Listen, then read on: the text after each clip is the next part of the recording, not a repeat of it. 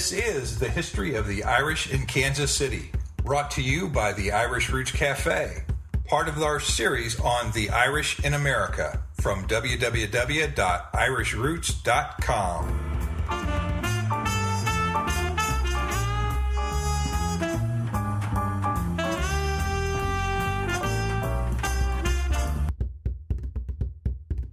Well, it's pronounced Mahoney here, but in Ireland they pronounce it Mahoney. I've been doing Irish dance with the Arita Academy of Irish Dance since 1991. Missouri, and actually started the parade out in Kansas City, Kansas, and marched into Kansas City, Missouri. My mother was Crowley, which she says is Irish.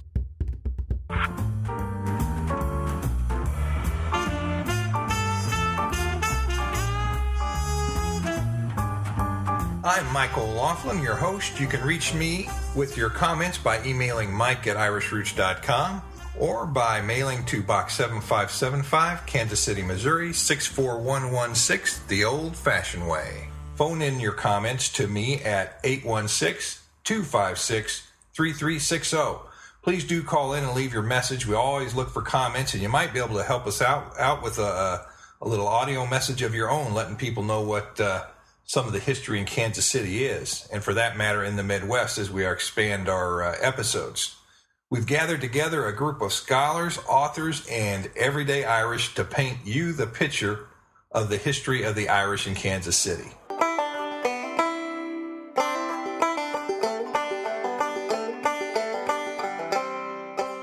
This is the Irish Roots Cafe Broadcast Network, and today's episode is Missouri Irish, episode number 17. We talk with Stephanie Mahoney at the Brown's Irish Market and Deli Festival. When Kansas City met Stephanie, and what did she throw off the cliffs of Moher? We may never know. And do be sure to visit me at irishroots.com. I've got a lot of things going on there, and I've got a whole new set of pages going up. Just look for that quick and easy link and click on quick and easy once you get into my pages, and you can see some of the new things that I'm doing. I've even got a special page up there just started for the Missouri Irish, and it's got some special things on it. Look for your input on that too. And take a look at those pages. You might get a kick out of it.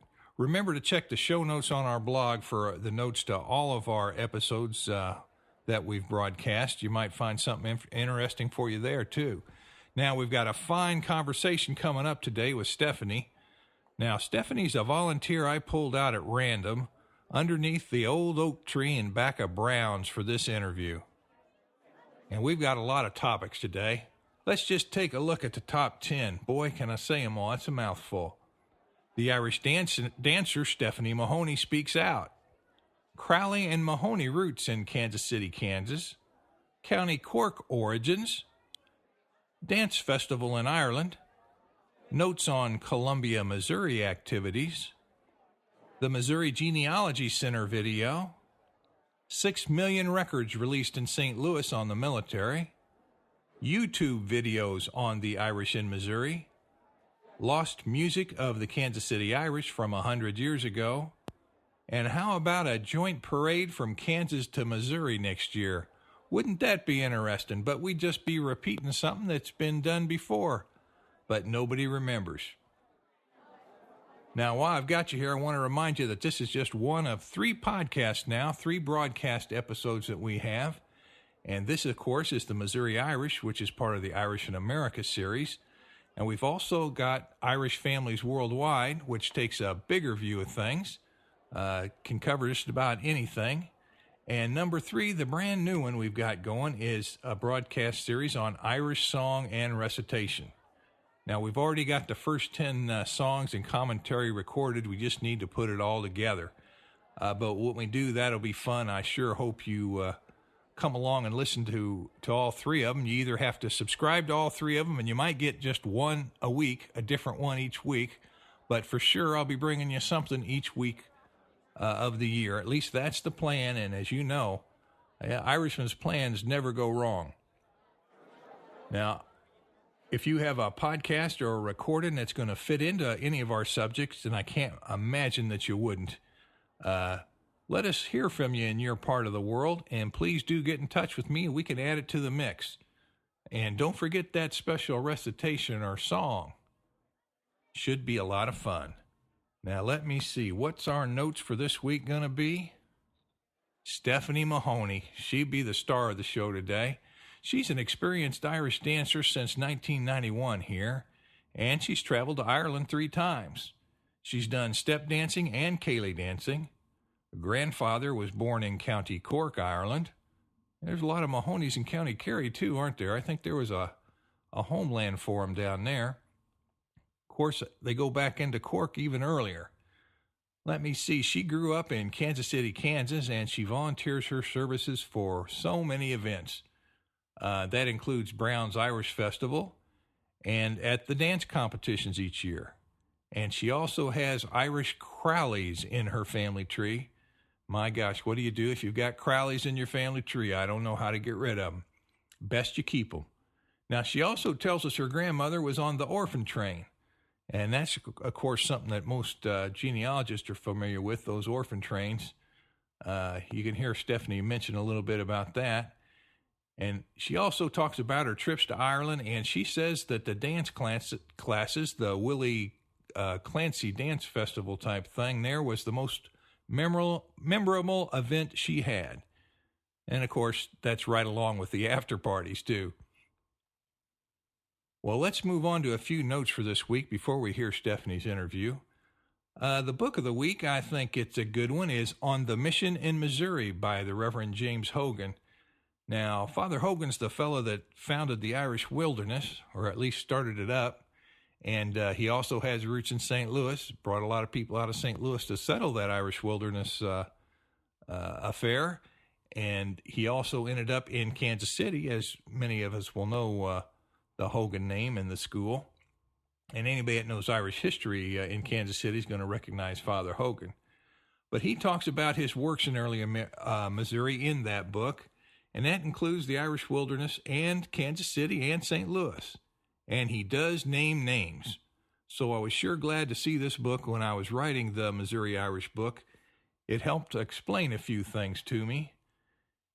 And you know, while we're talking about the Irish Wilderness, there's a video done by Peggy Johnson on the Irish Wilderness. It's just a 2-minute clip or so. But that's real interesting. I've got that on my webpage. If you click on, I think it's under the news link. And you can also go to YouTube. More about that later. But that video on the Irish Wilderness is sort of fun to look at. She added a little fiction to the story, I think, a little Irish mystery. And you might also want to see the wilderness section in my Missouri Irish book. It talks a little bit about the whole thing. I got a chapter on it. Here's a sample extract from the book on what it says about the founding of the Irish Wilderness, just in case you need a little refreshing. And I quote, it says, on a wide and fair tract of ground bought and donated by Reverend James Fox of Old Mines, Missouri, a 1-story log house 40 feet square was erected and partitioned into 2 apartments, one for a chapel and the other for a priest's residence. Unquote. Now that was the Irish Wilderness starting up, and it was soon torn asunder by the Civil War. Hey, and I got to remind you all, thanks to all of our members, without you, these podcasts and broadcasts would not be possible at all. And remember, donations of information and monetary donations are accepted, and sponsors are welcome. And remember, if you want to contribute a little vocal comment there, you can call me and leave a message at 816-256-3360. The main family names mentioned this week are Mahoney of Kansas City and County Cork, Ireland, and Crowley of Ireland. Now let's get back to those websites and YouTube. The website of the week is going to be YouTube. And you spell that Y-O-U-T-U-B-E with no spaces in between. If you go to www.youtube.com, you can see a lot about the Missouri Irish there. You can see the first video I ever made. I've got that up there on the Missouri Irish. And you can see the Irish Wilderness video by Peggy Johnson. You can see clips from the Irish Festival in Weston from just a little bit ago. So that's always nice to see. And, of course, there's going to be parade video. Just start typing in things like Missouri Irish or Weston Irish, and these things will come up. You'll have a fun time looking at them. You're sure to find something you want, and you're going to see the music, too. A lot of the music gets recorded at these things and gets put on that video, so sometimes you just might want a memory, or you might want to come back and see what you missed. Now, let me see. There's also a video on there on the Midwest Genealogy Center that's expanded in Kansas City. That's out of our library in Independence. They got a heck of an operation, and they're moving into an $8 million building in May 2008. And I bet you a lot of Irish family researchers have helped build that building. Of course, a little bit of All America has helped build that building, but boy, it's sure going to be something else. And there's a video on YouTube for that, too. I think if you type in Midwest Genealogy Center, it'll pop right up there for you. I hope you do get a chance to check that out. And let me see. What else have we got here? Got my Missouri Irish video, like I just said, and it includes Kansas City, St. Louis, and the whole state. The book does.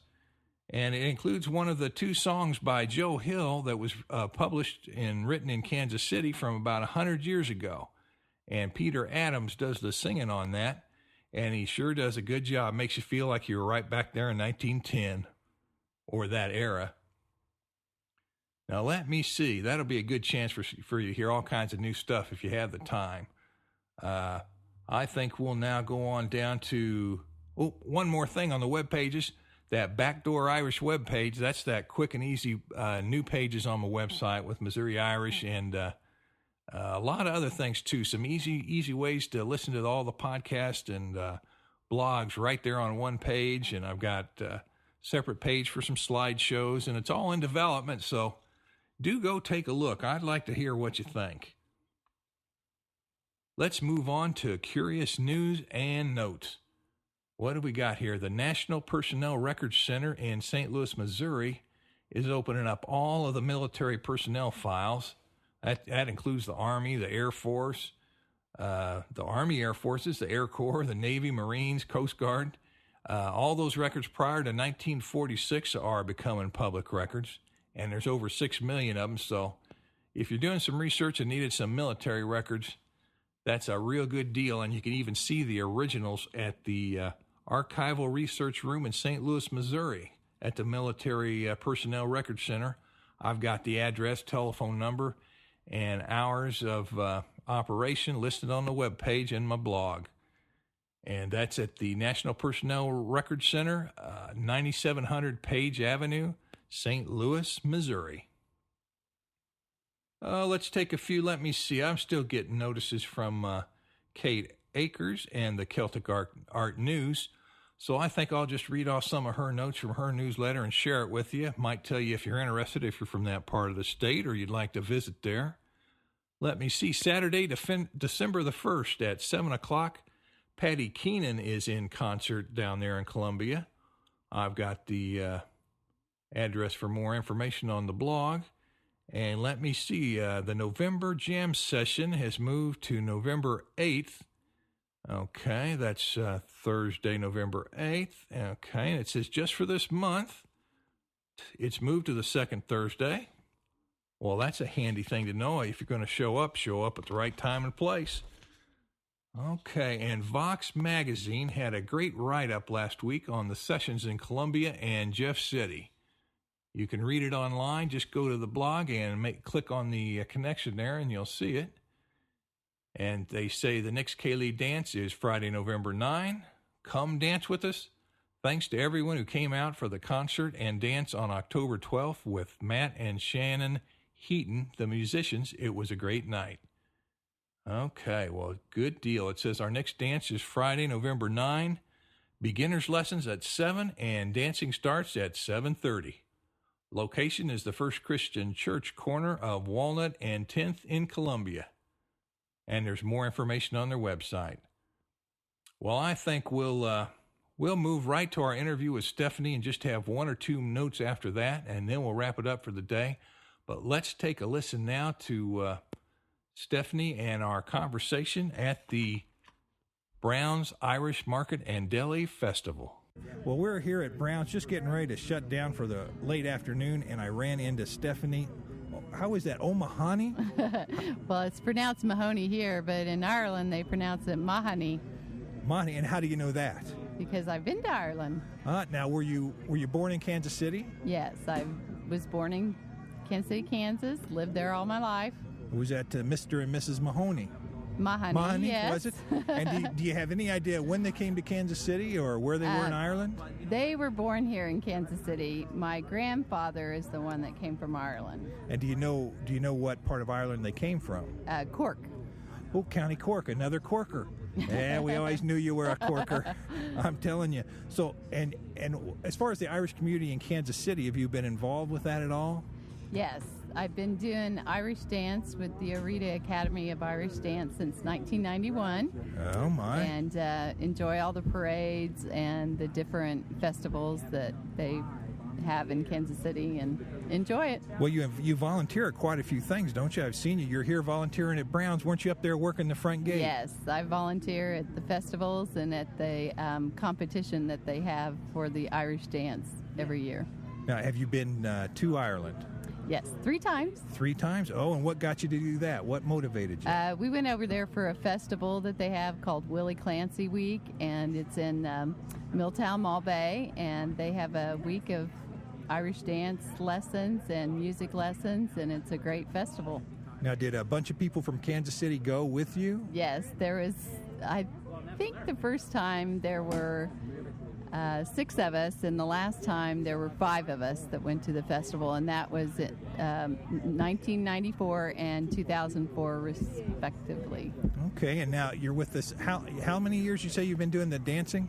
Since 1991. 1991, and this is adult dancers for ceili dancing? Ceili dancing, step dancing, which includes soft and hard shoe. So something like you see in river dance, but not exactly. But step dancing, that's something, I didn't know that. That's a formal, you got more kicking, don't you? A little more? Yeah, a little height, lots of jumping. Oh, and I didn't know that. Yep. And you starred in that. That's pretty good. What's your impressions of if you had to tell somebody 100 years from now what the Irish were like in Kansas City, what's the feel for the community here? Well, I think of any ethnic group, if you want to classify them that way, they have more spirit. There's the Italian festival and the Hispanic festival, but the Irish bring out everybody, and on St. Patrick's Day, everybody's Irish. So I think it's very inclusive and anybody can enjoy it. Well, that's right. And you came here to Brown's. Do you have any memories of Brown's? I don't. Like I said, I grew up in Kansas City, Kansas. So. What about the community over in Kansas City, Kansas? My dad grew up there before we moved north of the river. And what part of Kansas City, Kansas was that? Well, I went to Sacred Heart, which is on 34th Street in Kansas City, Kansas, grade school. And we had Irish community there, but it wasn't as active as far as putting on parades and so forth. We usually headed to Missouri for that kind of activity. Well, do you know that way back in the 1800s, one year they set aside their differences in Kansas and Missouri and actually started the parade out in Kansas City, Kansas, and marched into Kansas City, Missouri? I did not know that. Do you think that could ever happen again? Well, that'd be fun. Wouldn't it? We could start our own parade with maybe 50, 100 people and reenact what they did in 1887. That would be great. That would be great. We might make this a little project. I don't know about getting those permits. Do you know anybody from the old Pendergast regime? I just met a politician up there. He shook my hand and slapped my back. So. Well, we need one from Missouri and one from Kansas. He's from Missouri. So. Hey, we can get this thing going, and with you involved, I know it'll work. Well, yeah. I'll be the parade chairman. Now, when you were growing up, did you know you were Irish? Did your folks ever tell you were Irish? Oh, yes. Yeah? What'd they tell? How'd they break the news? Well, it's just something you knew, I mean, I don't ever remember, Not being Irish. Not being Irish. That's right, so. That's right. Any customs or habits or traditions that your family might have that would... we used to have a lot of picnics. All the, there's 7 children, and they all had, at least 4 children themselves, and so you just had a picnic, and there was 100 people show up for, the Mahonies alone. So. All right. Are there any other Irish names in your line? Irish family names? My mother was Crowley, which she says is Irish. Oh, yeah. There's Crowleys in Ireland, Yeah. Sounds German, maybe. It does. But there's plenty of Crowleys in Ireland. I've known a few or seen a few in my books. And then my other grandma, she was on a baby train, so we really don't know what her... she was on the Orphan train? Yes. Came down from New York or Chicago or something? Oh, Yes. I'll be doggone. Isn't that interesting? Boy, there's all kinds of history once you start digging around. Yeah, she was the last one on the train in outside of Omaha, Nebraska, because she was 4 or 5 years old, and most people wanted babies, so... She said that she was the last one to be picked because she thought she was ugly. But the people that picked her wanted an older child so they could help on the farm, and that was... Well, that was a common thing. Yeah, but she's Irish because she's my grandma. Well, hey, that's right. Well, now, one last thing. What kind of impression would you say the difference is between the Irish in America, Irish Americans like us, and the Irish in Ireland? What do you see the personality or the attitudes? Or, I mean, there's been 100 years for most of us between coming over and going. Well, do you see any difference in the way of life between the two countries now? Well, I think the Americans are a lot more boisterous. The Irish are a little more reserved and, dignified. I guess if I could say that. They don't have as much green plastic as we do on St. Patrick's Day. Oh, no, of course, they invented St. Patrick's Day in America, not in Ireland. Right. At least the parades. Right. It was a holy day in Ireland. It wasn't a day of overindulgence, shall we say. Right, yeah. So, but they're very warm people, and that's the best thing about the country. It's beautiful, but the people are their actual assets. What's your favorite memory of Ireland since you've been there 3 times? What just sort of personally meant something to you? I think the dance classes were the best, and the parties at night afterwards. They have a ceili every night after class, and you can go and practice what you learned during the day. So I like that the best. Well, that's very good. It's been real nice having you here today. I hope you're going to stay and mix with everybody here. It's getting crowded, and gosh, we've got the cafe has a little tent set up over there. We can good. set you up with some Molly's Irish coffee. She'll set it up with you. And just one more thing on the trip to Ireland. Didn't you throw somebody over a cliff? Well, it wasn't. And I heard it was you that did it. Well, actually, I had a dog that chewed up to different places in Ireland for pieces, and her head went over the cliff some more, so... I would say that's probably something only an Irish American would do.